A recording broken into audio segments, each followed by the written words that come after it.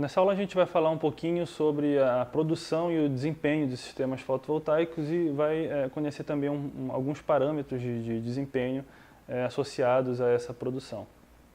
Bom, o sistema fotovoltaico ele não é perfeito, né? Ele tem várias fontes de perdas.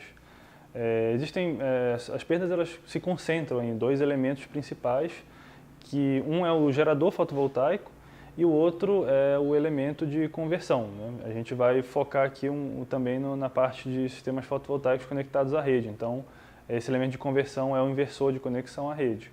Mas isso não significa que você não tenha perdas também em outros pontos do sistema, como por exemplo na própria instalação elétrica, né? Você tem a perda ohmica nos cabos, tanto de corrente contínua quanto de corrente alternada.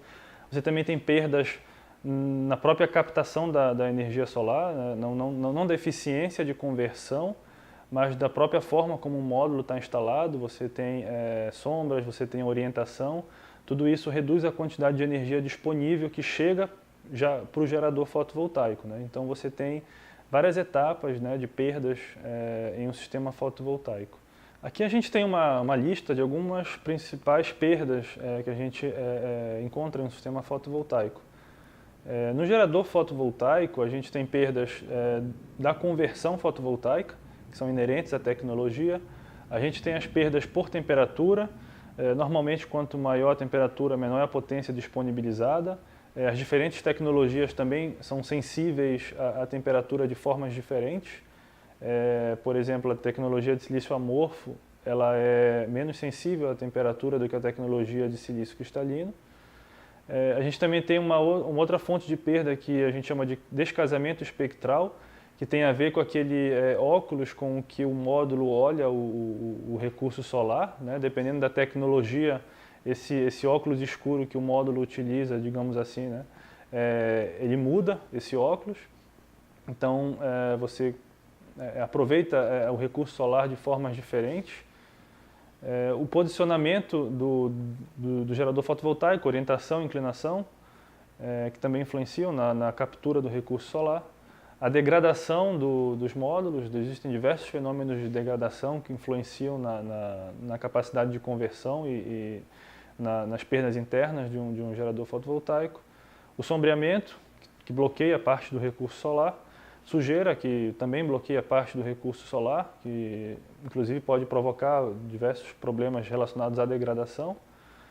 O descasamento de parâmetros dentro de um gerador fotovoltaico, devido à não idealidade dos diversos módulos fotovoltaicos que compõem o gerador, as correntes e as tensões entre todos os elementos, entre todos os módulos de um gerador, não são exatamente iguais.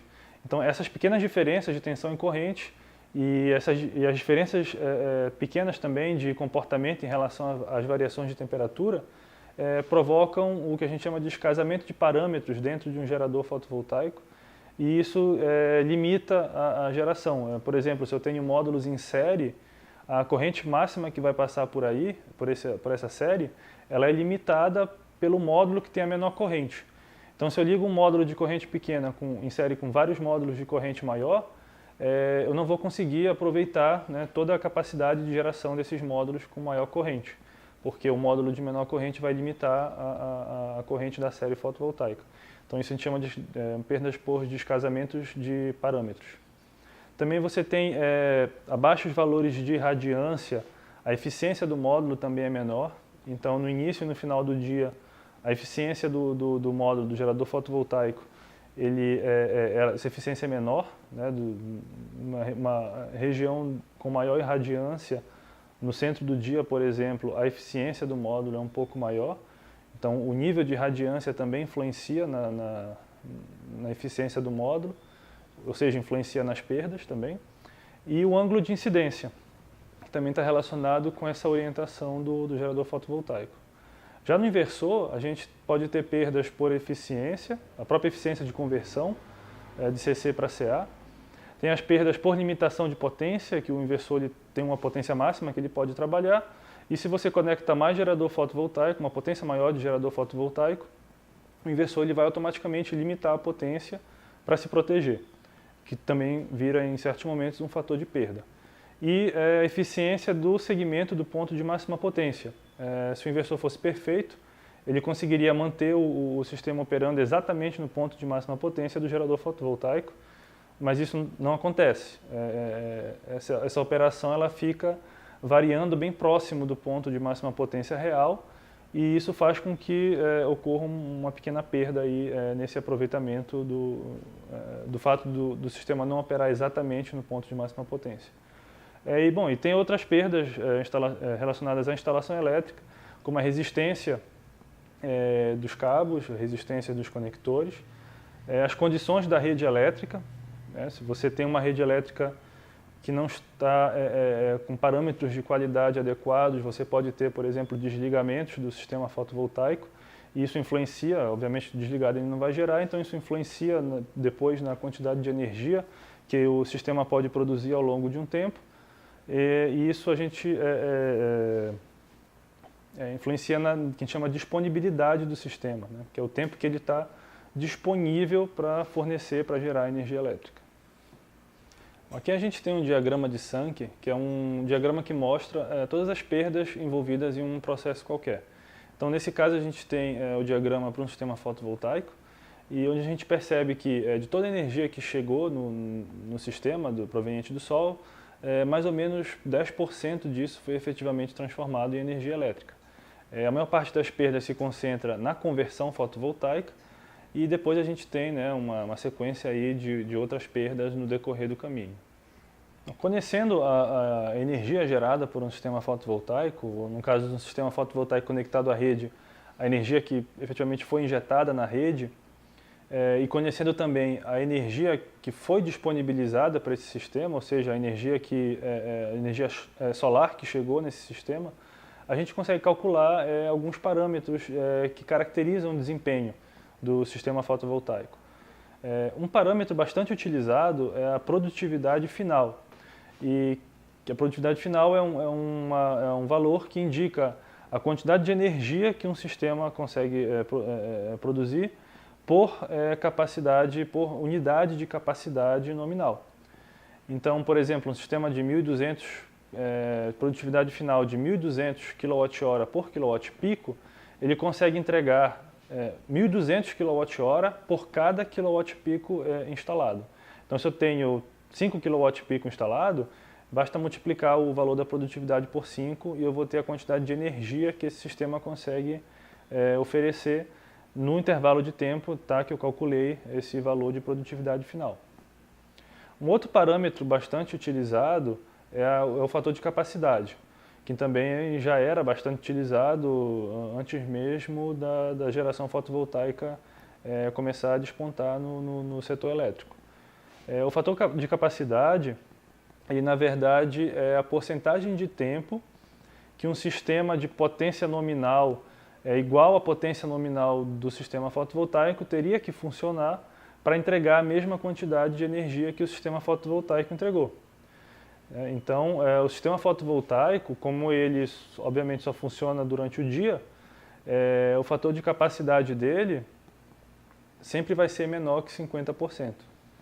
Né? E mesmo ao longo do dia, como ele não funciona o dia inteiro na capacidade nominal sempre, ele segue, né, ele segue a curva de radiância. Então, o fator de capacidade dos sistemas fotovoltaicos, eles relativamente pequeno se comparado, por exemplo, com o fator de capacidade de uma hidrelétrica, de uma central térmica nuclear, por exemplo. Um outro parâmetro de desempenho bastante utilizado é o que a gente chama de Performance Ratio, ou PR. O Performance Ratio, ou PR, ele corresponde à eficiência de um sistema fotovoltaico ideal. Então, se você calcula, né, a eficiência total de um sistema fotovoltaico, você vai ter eficiência de conversão, que é intrínseca à tecnologia, você não tem como alterar, e você vai ter também aí uma outra parcela da eficiência, que é justamente o PR. Então, se você tem um sistema perfeito, que não tem perdas, além da perda de conversão, é claro, o PR é igual a 1. Então, a eficiência total do sistema fotovoltaico seria igual à eficiência de conversão. Mas, como isso não existe, todo o sistema fotovoltaico ele tem perdas, então esse PR ele sempre é menor que 1.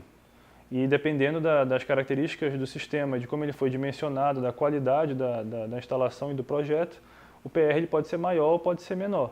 Então aqui a gente tem um gráfico que mostra, só para ilustrar, a distribuição, né, de número, né, de unidades de instalações, né, de sistemas fotovoltaicos e os PRs que essas instalações apresentam.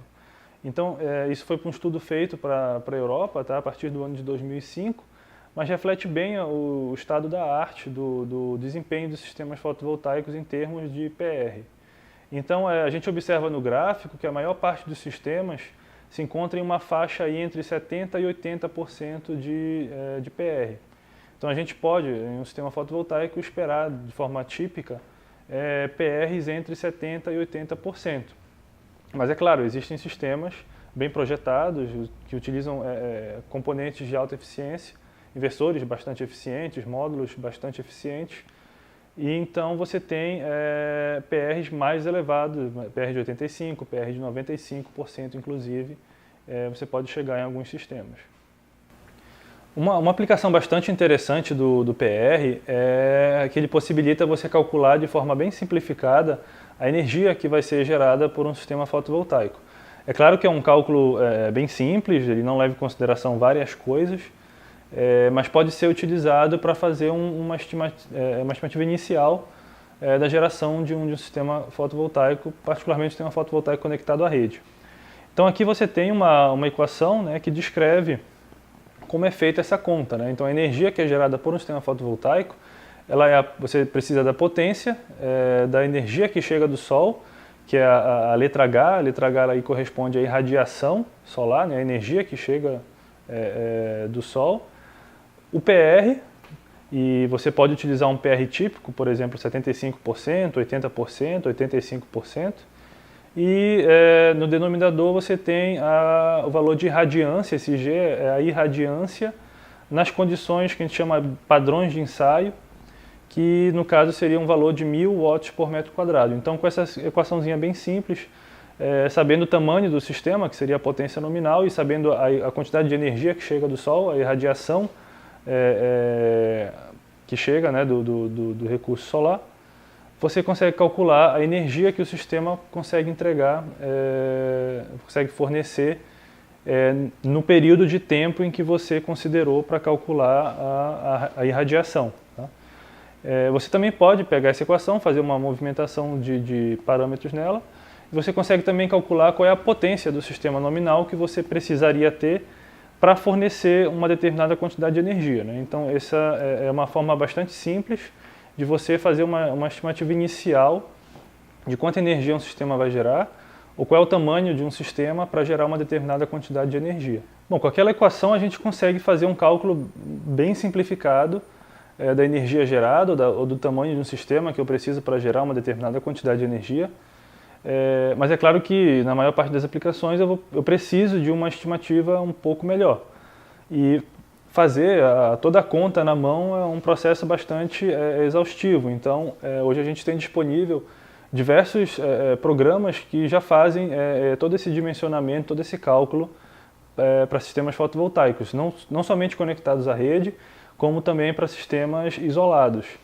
Aqui a gente tem alguns exemplos de programas disponíveis comercialmente. O primeiro, que é o PVsyst, que é bastante utilizado, né? Inclusive é bastante conhecido. Mas também existem outros programas muito bons também. Tem um que é inclusive de graça, que é o SAM, que é o System Advisor Model do National Renewable Energy Laboratory dos Estados Unidos. E diversos outros programas que também podem ser utilizados para fazer esse cálculo de geração de sistemas fotovoltaicos.